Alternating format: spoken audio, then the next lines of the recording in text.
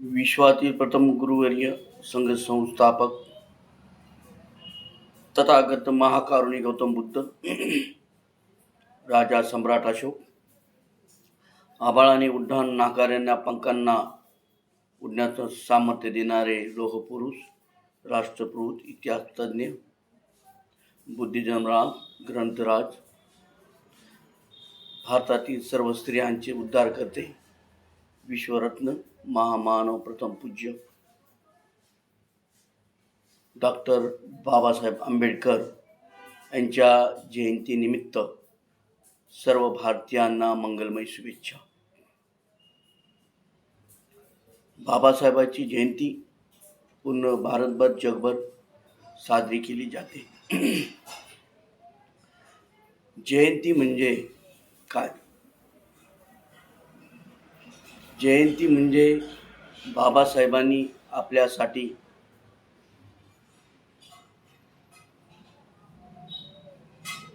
जो जीवनभर आपल्याला संघर्ष केला, तो संघर्ष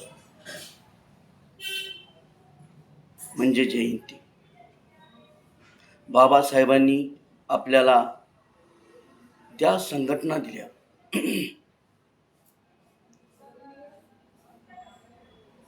रिपब्लिकन पार्टी ऑफ इंडिया असेल, दी बुद्धिस्ट सोसायटी ऑफ इंडिया असेल, समता सैनिक दल असेल, ज्या संघटना दिल्या त्या संघटना आज राजकीय बाबतीत, धार्मिक बाबतीत आपण कुठे आहोत, दर वर्षाला याचा लेखाजोखा करणे म्हणजे जयंती. गोडधोड जरूर करा, पताका लावा, झेंडे लावा.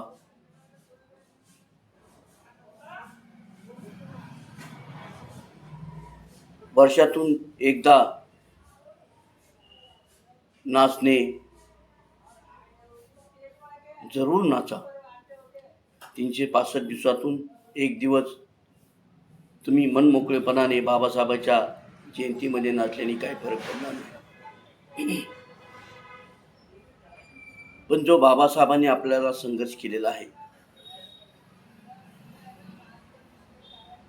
जीवनभर त्यांनी दुःख यातना भोगून आपल्याला माणूस बनवलेला आहे. त्या 365 दिवसामध्ये आपण 365 दिवसातून 364 दिवस तरी बाबासाहेबाला वाचले पाहिजे. वाचून जयंती साजरी केली पाहिजे बांधवा.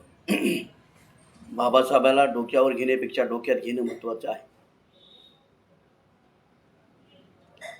बाबासाहेबांनी जी 36 वर्षाची प्रतिक्रांती होती, ती बाबासाहेबांनी 36 वर्षामध्ये निस्तनाबूत केलेली आहे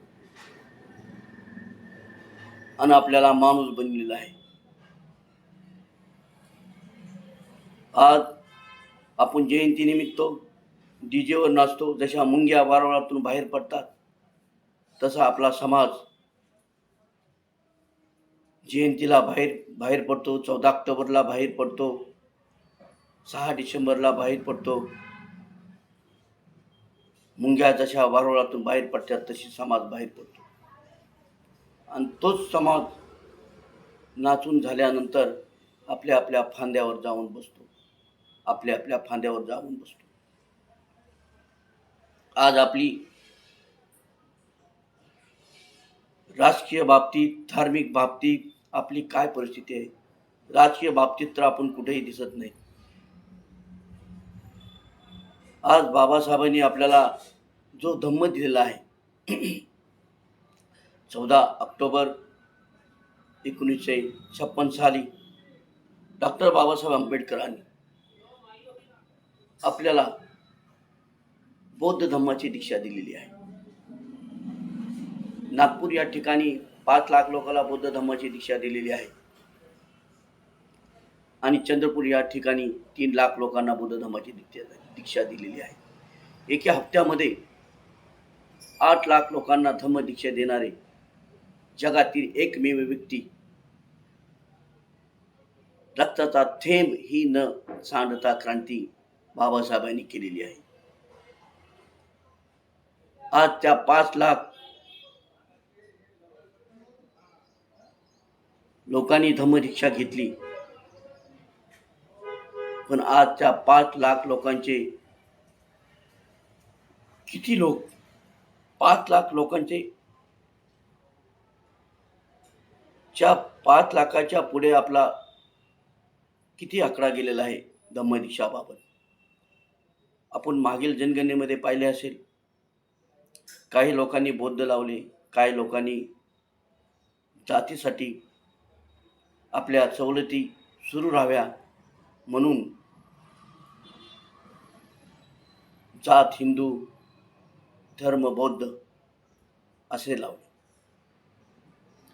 बाबासाहेबांनी धम्मदीक्षा देण्याच्या अगोदर म्हणले होते, मी शेड्यूल कास्टचा सदस्य राहणार नाही. आज आपण बौद्ध धम्माला जातीचा धर्म बनवित आहोत. जे बाबासाहेबाला नको होतं तेच होत आहे.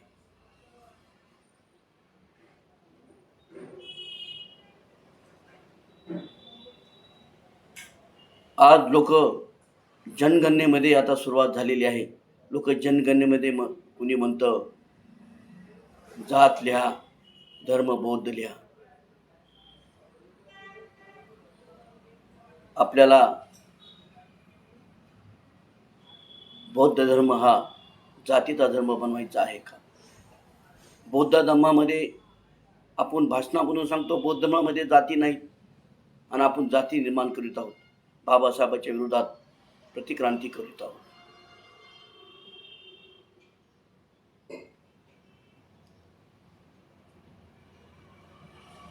ज्यावेळेस बाबासाहेबांनी धम्मदीक्षाचा जो बाबासाहेबांचा कार्यक्रम होता, त्या धम्मदीक्षा वेळेस बाबासाहेबांच्या चळवळीबरोबर काम करणारे ते नेते होते. ते किती नेते बाबासाहेबांबरोबर होते? बाबासाहेबांनी शेवटच्या क्षणापर्यंत कोण कोण बाबासाहेबांबरोबर आले? धम्मदीक्षाच्या एक दिवस अगोदर बाबासाहेबांनी ज्याला ज्याला माझ्या संग धम्मदीक्षा घ्यायची आहे त्यांनी या नागपूरला एका हॉलमध्ये ती सभा बोलवली होती आणि एक रजिस्टर होते. त्या रजिस्टरवर बाबासाहेब म्हणाले की ज्यांना माझ्याबरोबर बौद्ध धर्माची दीक्षा घ्यायची आहे त्यांनी ह्या रजिस्टरवर सह्या केल्या. त्यात काही लोक आली, नेते आले. तो वेगळा विषय आहे, तो वेगळा विषय एका दिवशी मांडता येईल. पण बाबासाहेबाबरोबर जे तत्कालीन नेते काम करत होते ते बाबासाहेबाला बोलत होते की बाबासाहेब, या 57च्या निवडणुका होऊ द्या, मग आपण बौद्ध धर्माची दीक्षा घेऊया. पण बाबासाहेबाला राजकारण प्यारा नव्हतं, पण धम्म प्यारा होता. पण बाबासाहेब गेल्यानंतर ज्या निवडणुका लढल्या गेल्या, जे बाबासाहेबाला नको होतं त्या, जे बाबासाहेबाला शेड्यूल कास्टच्या नावावर निवडणुका नको होत्या, त्यात निवडणुका लढवल्या गेल्या. बाबासाहेबांनी 36 वर्षाची प्रतिक्रांती 36 वर्षामध्ये निस्तनाबूत केलेली आहे. आज बाबासाहेबाला भारत बौद्धमय करायचा होता. तो भारत बौद्धमय झालाय का, हा प्रत्येकाने प्रश्न विचारला पाहिजे. भारत सोडा, आपला महाराष्ट्र तरी बौद्ध झालाय का?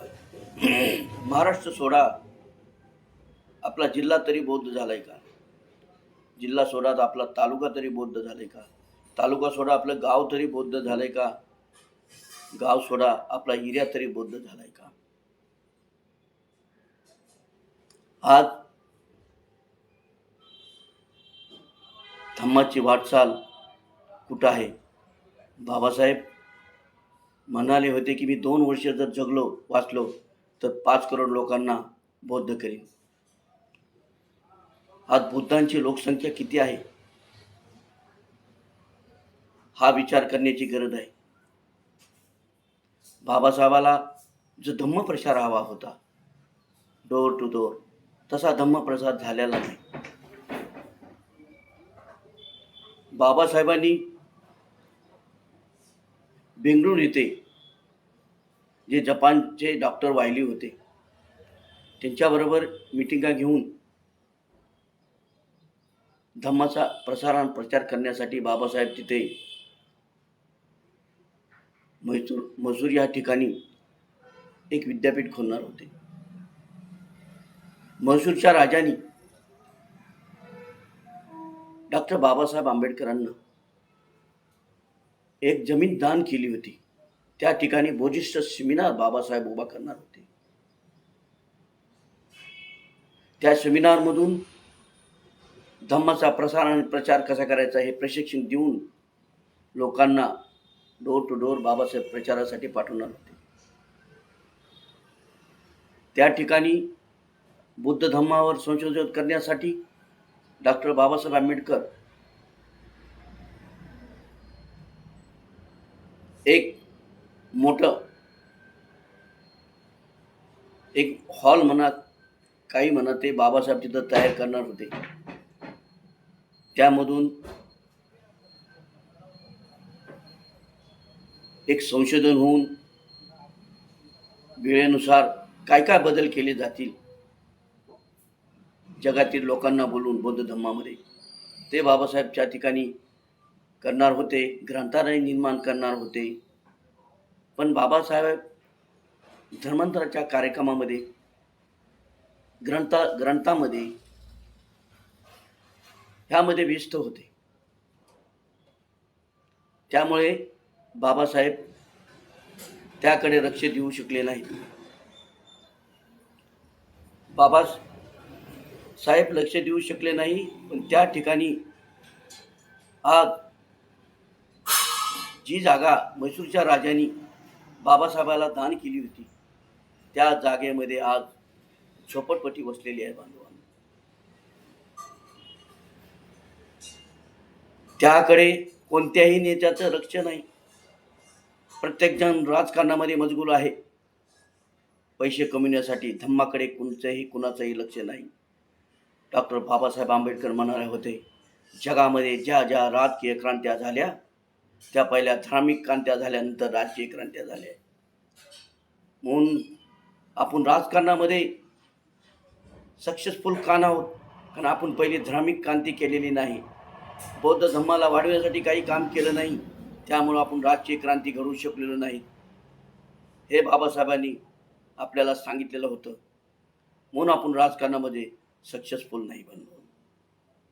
आज आपल्याला बौद्ध धम्माचा प्रसार आणि प्रचार करायचा असेल तर बांधवांनो ह्या जयंतीनिमित्त डॉक्टर बाबासाहेब आंबेडकर यांच्या जयंतीनिमित्त एक संकल्प केला पाहिजे.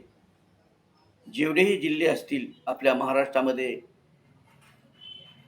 48 असतील किंवा जास्त असतील त्या जिल्ह्यामधून आपण प्रत्येक जिल्ह्यामधून 1-1 लाख रुपये प्रत्येक जिल्ह्यातून जयंतीमधून एक फंड उभा करून आपण शाळा निर्माण केली पाहिजे बांधवांनो. जर आपल्या येणाऱ्या पिढीवर आपल्या मुलाबाळावर धम्म जर रुजवायचा असेल तर आपण शाळेमधून रुजू शकतो. त्या शाखा मुंबई असो, नागपूर असो, औरंगाबाद असो, कोल्हापूर असो, पुणे असो या ठिकाणातून सुरू झाल्या पाहिजेत.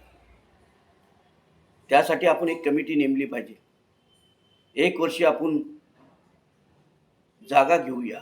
दुसऱ्या जयंतीला आपण त्याचं फाउंडेशन उभा करूया. तिसऱ्या जयंतीला आपण ती शाळा उभा करूया. कारण बौद्ध धर्माचे संस्कार बांधवांनो शाळामधूनच घडू शकतात. त्यासाठी आपले अभ्यासक्रम बुद्ध, सम्राट अशोक, डॉक्टर बाबासाहेब आंबेडकर असतील, महात्मा फुले असतील, शाहू महाराज असेल, आपला अभ्यासक्रम असला पाहिजे.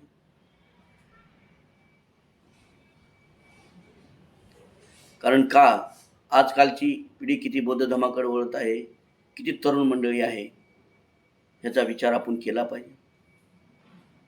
कारण जे आपले आई वडील आहेत त्या आई वडिलांना बुद्ध धर्माचे ज्ञान नसते, त्यामुळे ते मुलावर संस्कार करू शकत नाही. कारण आडातच नाही तर पौड्यातून कुठून येणार आहे. म्हणून आपण शाळा निर्माण केल्या पाहिजे.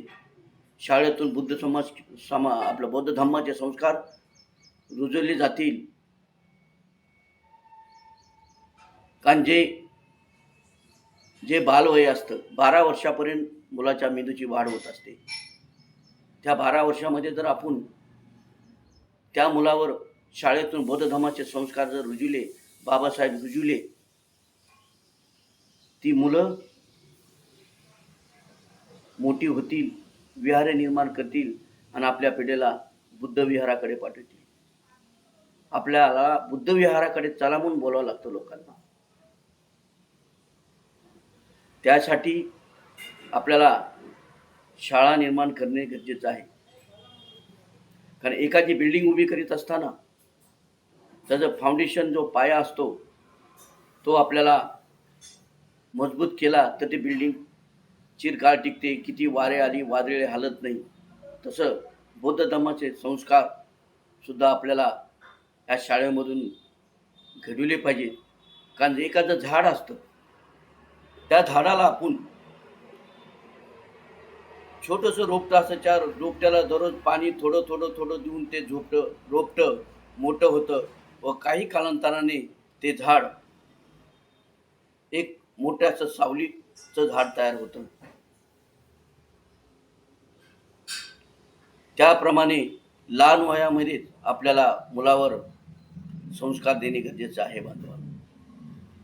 बाबासाहेबांनी जी बुद्धिस्ट सोसायटी ऑफ इंडिया बाबासाहेबांनी जी बुद्धिस्ट ऑफ इंडिया तयार केलेली आहे, त्यामध्ये बाबासाहेबांनी जी घटना लिहिलेली आहे त्यामध्ये बाबासाहेबाला शाळा, कॉलेज, अनाथालय, हॉस्पिटल हे सर्व तयार करायचे होते.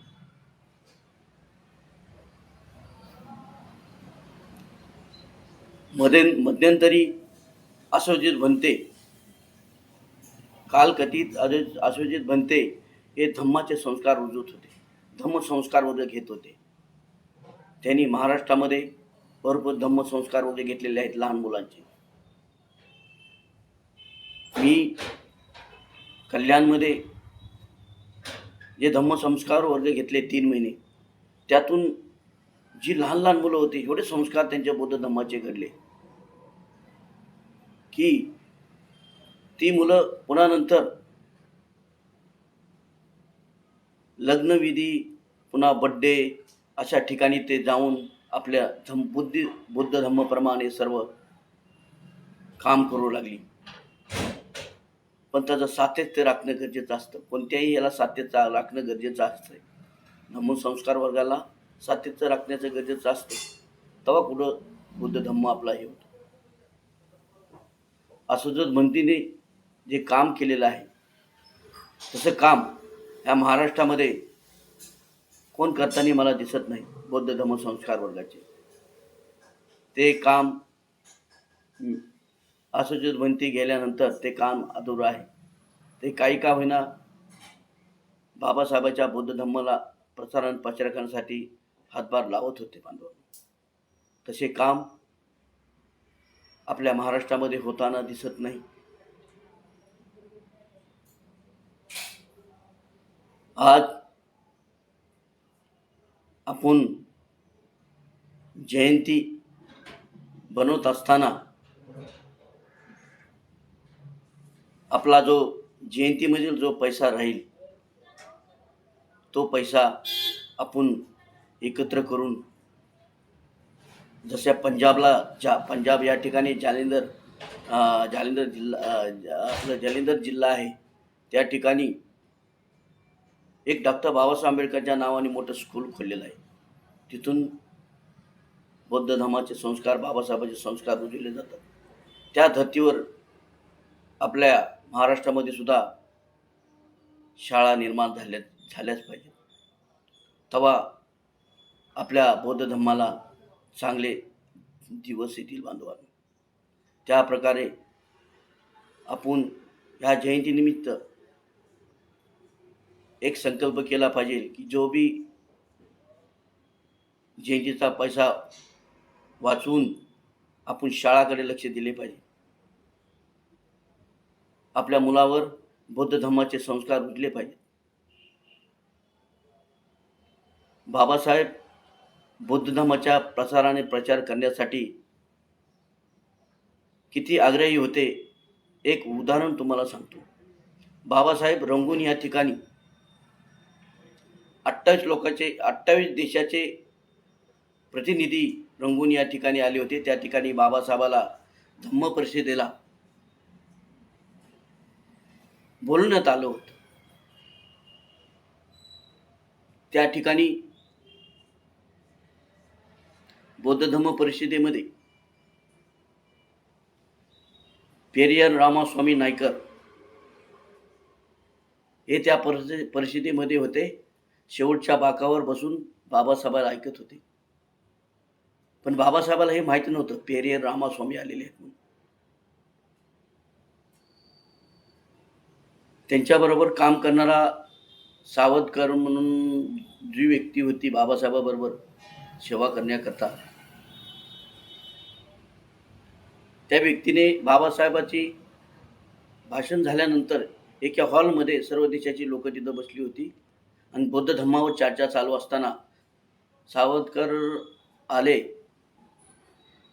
आणि बाबासाहेबाला बोलले की बाबासाहेब, मुंबईमध्ये बघा ते दाढीवाले बाबा तुमच्याकडे आले होते, ते इथं आलेले आहेत. तर बाबासाहेब लगेच म्हणले पेरियर रामास्वामी नायकर, बोला बोला बोला. मग ते गेले. पेरियर रामास्वामी नायकरला घेऊन आले. बाबासाहेबांनी 1 घंटा त्यांच्या संग चर्चा केली.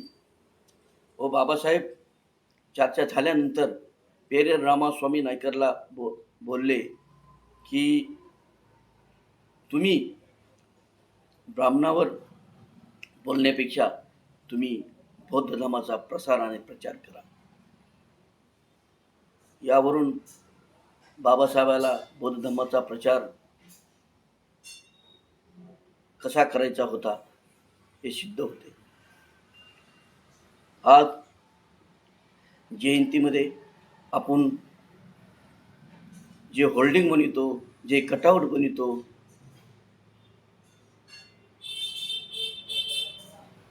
ते कटआउट होल्डिंग आज बाबासाहेबाचे एवढे फोटो आहेत जुने, ते फोटो होल्डिंगमध्ये टाकले पाहिजे. आज एवढं विकृतीकरण झालेलं आहे. बाबासाहेबांच्या फक्त चेहरा कट करायचा आणि एखादा हिरोची पोज असते, मांडीवर मांडी घालून पुन्हा अशा घड्या करून असं करून त्या पोज ते मुंडक कट करून त्या बॉडीवर बसवलं जातं आणि ते कटआउट लोक मोठे मोठे लावतात. हे विकृतीकरण कुठेतरी थांबलं पाहिजे. हे बरोबर नाही. बाबासाहेबांचे एवढे जुने फोटो चांगले असताना तुम्ही त्या कटावर टाकत नाही, पण पोज दिलेले हिरोसारखे तुम्ही पोज तिथं टाकता. हे गलत आहे. हे कुठंतरी थांबलं पाहिजे.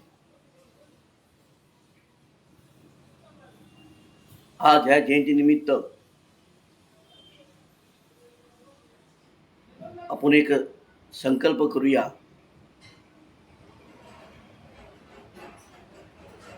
की आपल्या लहान लहान मुलावर बौद्ध धर्माचे संस्कार घडवायचे असतील, ते आपल्या घरातून आईवडील घडू शकत नाही, ते आपण शाळेतून घडू शकतो. म्हणून आपल्या शाळा निर्माण झाल्या पाहिजेत. जर शाळा निर्माण झाल्या तरच आपला बौद्ध धर्माचा प्रसार आणि प्रचार मोठ्या प्रमाणात होणार आहे. तर त्यासाठी आपण प्रयत्नशील लावूया. नमो बुद्धाय. जय भीम.